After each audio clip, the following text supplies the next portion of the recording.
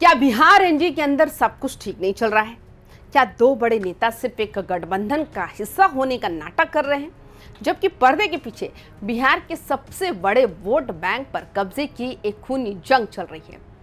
और सबसे बड़ा सस्पेंस, जब एक केंद्रीय मंत्री किसी की मौत पर मर गया तो मर गया जैसे बेहद संवेदनशील बयान दे देते हैं, तो उसी गठबंधन का दूसरा युवा चेहरा क्यों सरेआम उनके खिलाफ मोर्चा खोल देता है?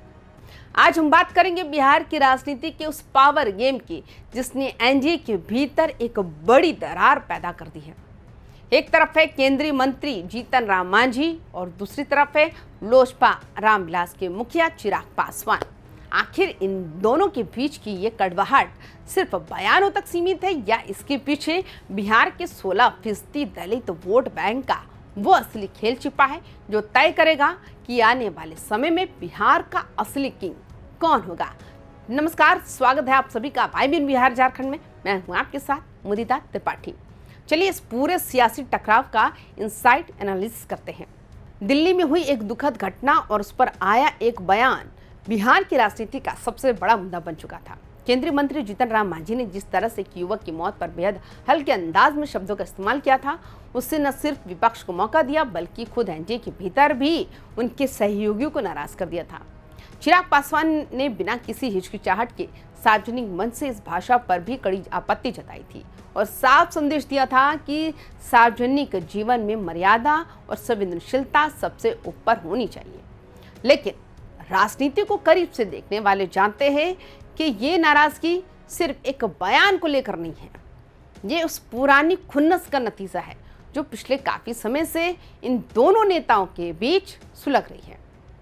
जीतन राम मांझी भी चिराग पासवान को घेरने का कोई मौका नहीं छोड़ते और चिराग भी मांझी के हर विवादित स्टैंड पर उन्हें आईना दिखाने से बाज नहीं आते।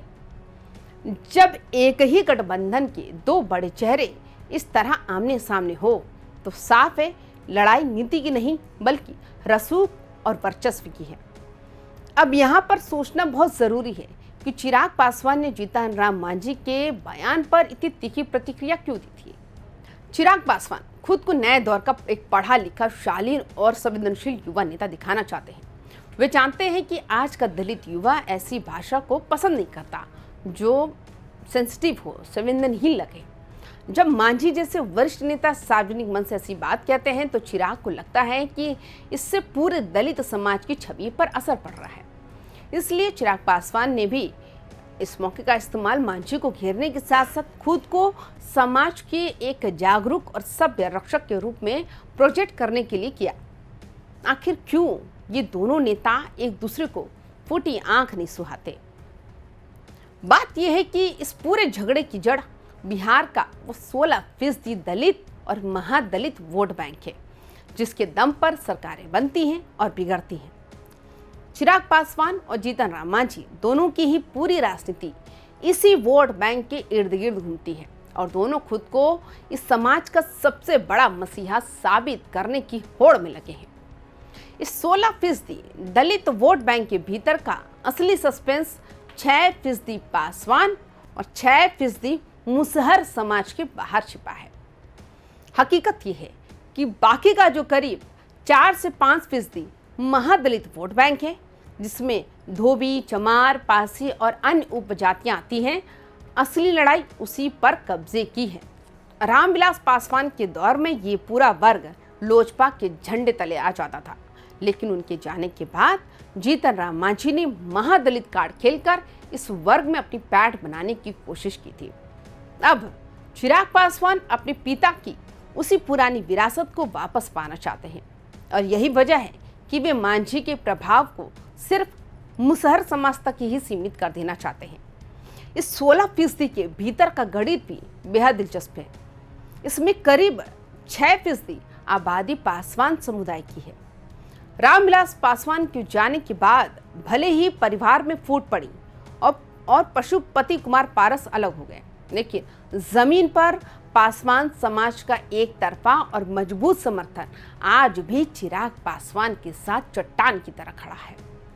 दूसरी तरफ करीब 6% आबादी मुसहर समुदाय की है जिससे जीतन राम मांझी आते हैं। ये मुसहर समाज ही मांझी की असली सियासी ताकत है। अब जंग इस बात की है कि 6% के अलावा जो बाकी का महादलित वोट बैंक है उस पर किसका हुक्म चलेगा। बिहार की राजनीति में अपनी पकड़ का दावा तो हर कोई करता है, लेकिन असली परीक्षा तब होती है जब चुनाव से पहले गठबंधन के भीतर सीटों का बंटवारा होता है।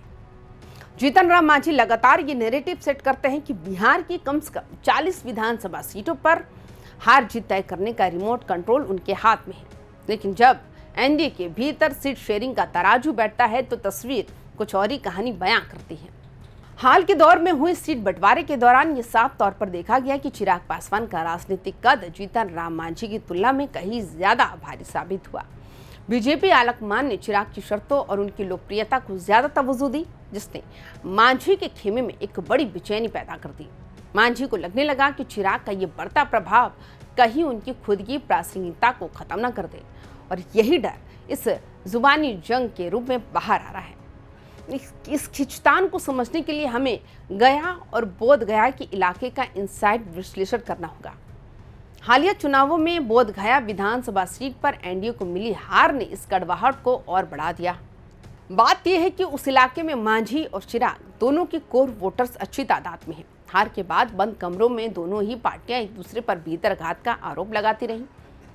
मांझी के खेमे का मानना है कि चिराग के समर्थकों ने उनका पूरा साथ नहीं दिया, जबकि चिराग के रणनीतिकारों का तर्क है कि मांझी जमीन पर अपना वो पुराना जादू खो चुके हैं जिसके दम पर वो जीत का दावा करते थे।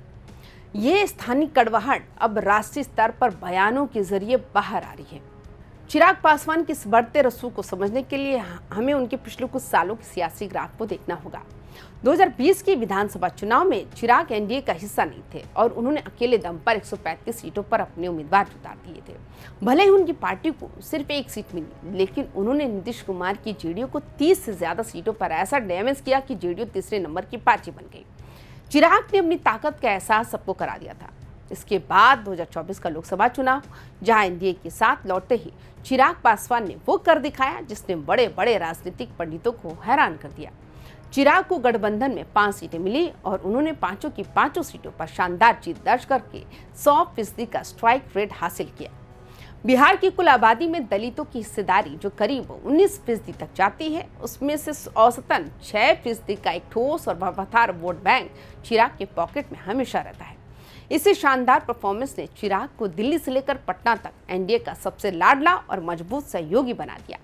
इस पूरी लड़ाई में सबसे दिलचस्प भूमिका भारतीय जनता पार्टी की है। बीजेपी के लिए ये दोनों ही नेता बेहद जरूरी हैं। चिराग पासवान जहां अपने 100% स्ट्राइक रेट के साथ बीजेपी के सबसे भरोसेमंद और क्राउड पुलर साथी है, वही जीतन राम मांझी को नाराज करके बीजेपी महादलित वोट बैंक में कोई गलत मैसेज नहीं देना चाहती। दोनों नेता इस बात को अच्छी तरह जानते हैं और इसलिए वे बीजेपी आलाकमान के सामने अपना अपना पलड़ा भारी दिखाने के लिए इस तरह के प्रेशर पॉलिटिक्स का इस्तेमाल करते हैं। चिराग पासवान अपनी लोकप्रियता के दम पर मांझी को छोटा दिखाना चाहते हैं, तो मांझी अपने अनुभव का हवाला देकर चिराग को अनुभवहीन साबित करने की कोशिश में रहते हैं। कुल मिलाकर चिराग पासवान और जीतन राम मांझी के बीच की ये जंग आने वाले समय में एनडीए के लिए एक बड़ा सिरदर्द बनने वाली है। चिराग जहां अपने 100% स्ट्राइक रेट और युवा छवि के दम पर खुद को बिहार के दलितों का इकलौता और सबसे बड़ा चेहरा मानकर चल रहे हैं, वही मांझी अपने पुराने अनुभव और महादलित कार्ड के जरिए अपनी जमीन छोड़ने को तैयार नहीं है। तो आपको क्या लगता है कि चिराग पासवान का जीतन राम मांझी को टोकना सही था? क्या इन दोनों नेताओं की आपसी लड़ाई आने वाले चुनाव में एनडीए के समीकरण को बिगाड़ देगी? अपनी राय कमेंट बॉक्स में जरूर लिखें। बिहार की राजनीति के हर ऐसे ही इंसाइट और विश्लेषण के लिए देखते रहिए YBN बिहार झारखंड। नमस्कार।